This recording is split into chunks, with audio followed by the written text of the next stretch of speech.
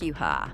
We know Hopper can't lose Eleven, as even the thought of losing her reminds him of what happened to Sarah, so he'd be losing a daughter all over again. And with him not being trusting of Carly, I wonder if he could end up dying whilst trying to protect her. It would be a moment that would hit really hard and would be a true tearjerker. He's the dad in the show, and the love that he has is something that's always been present. Jonathan and Nancy. With the Duffer Brothers saying that Escape to Camazotz was a really emotional episode, I truly thought we were going to see both Nancy and Jonathan kick the bucket here. However, quite the opposite happened. We saw them find new life. We essentially saw them realize that they weren't right for each other. It was quite beautiful, to be fair, because it took the both of them being on the cusp of death for them to realize that they shouldn't actually be with each other. Jonathan described it best when he said how he felt like he wanted to be with her mainly because of the experiences that they shared with each other, the ones that were traumatic. He thought it brought a closeness that couldn't be found anywhere. However, as well as that, it also brought an element of feeling like they couldn't breathe when they were around each other. They didn't want to die whilst lying to one another, so instead they told each other how they truly felt, and they accepted that they weren't actually right for one another. It's kinda sad, but I think it's almost the harsh reality of life. People think they're in love when actually they're just more afraid to walk away. The flashback in the cave. What we saw in the cave is something that I think we'll see more of in the finale. This is what's shown in the first Shadow stage play, and it answers why Henry is so afraid of entering the cave inside of his mind. This is because following opening the box, there was a piece of technology that essentially sent him to the abyss. And that was where he met the Mind Flayer for the first time, and the darkness was essentially put inside of him. He was exactly like one of the vessels that he's using for his grand plan of recreating the world. He was gone from the right side up for around 12 hours, but within that time, it transformed him completely. So I think we're most likely going to see that taking place when the show returns for its final episode. The person that was firing towards Henry was a scientist that was working for Dr. Brenner at the time, and he fled the interdimensional project that the government was working on because he didn't want to be a part of it, and ultimately took the case with him.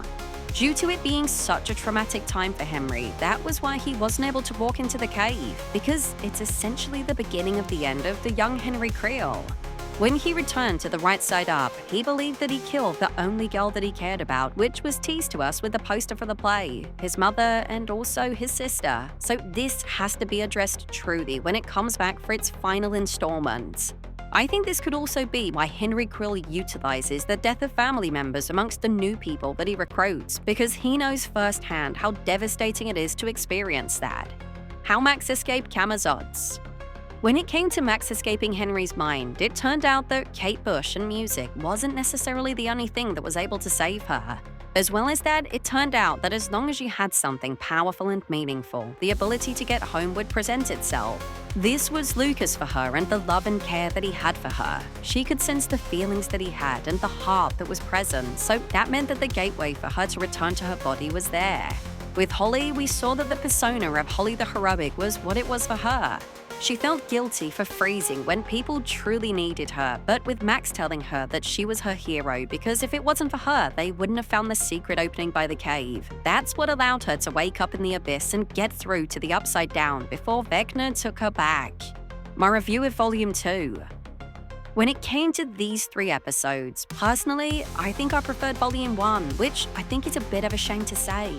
I feel like the pacing of the first 4 episodes felt a little bit more natural. It felt a bit more contained, and even though the stories were spread across the right side up and the upside down, they were just that little bit easier to follow. Plus, we got the massive reveal with Will having powers right at the end of the final episode.